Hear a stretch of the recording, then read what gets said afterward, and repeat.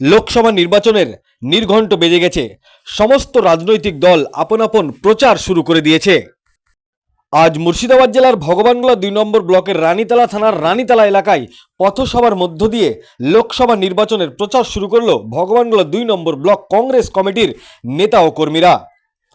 আজকের এই সভায় ব্লক সভাপতি আঞ্জু বেগম তিনি বলেন, সন্দেশখালিতে নারীদের ওপর মা বোনদের ওপর অত্যাচার হচ্ছে, তার প্রতিবাদেই এই সভা।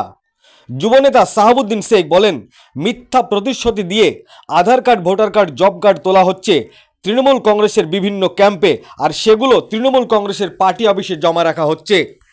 তিনারা আরও কি বলেছেন বিস্তারিত শোনাবো আপনাদের।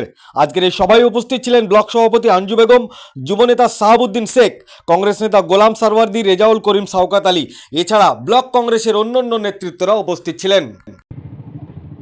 আমাদের জাতির পিতা মহাত্মা গান্ধী তিনি অনুধাবন করেছিলেন, ভারতবর্ষ যদি সঠিকভাবে উন্নতি করতে হয় তাহলে গ্রামগুলোকে স্বনির্ভর করতে হবে, গ্রামগুলোকে স্বনির্ভর করতে হবে, গ্রামের উন্নতি সাধন করতে হবে।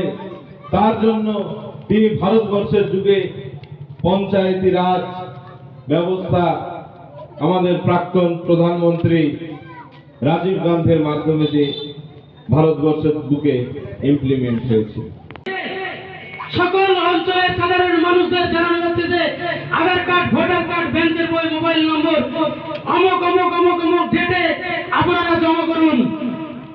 সঙ্গে সঙ্গে আমি রিপ্লাই দিয়েছিলাম, আমি মোহাম্মদ সাহাবুদ্দিন বালিকা অঞ্চলের বিরোধী দলের নেতা বলছি, আপনারা জব কার্ড, আধার কার্ড, ভোটার কার্ড, ব্যাংকের বই, অ্যাকাউন্ট নম্বর এগুলা যারা পেয়েছে এগুলা তৃণমূলের পার্টি অফিসে জমা করুন। কেননা এটা কোনো সরকারি বিজ্ঞপ্তি নেই। সন্দেশখালি নিয়ে তার প্রতিবাদ পথসভা, তারপর 100 দিনের কাজে জব কার্ডের নিয়ে, তারপর আমাদের যেটা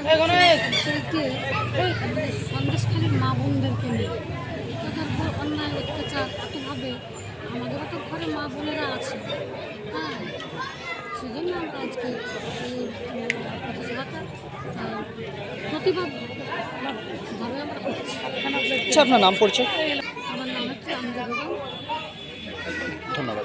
পেয়েছি তাই বন্ধুগণ, আমাদের বাংলাদেশ সেই রূপ আজও রাজাকর বাহিনী জিয়ে আছে।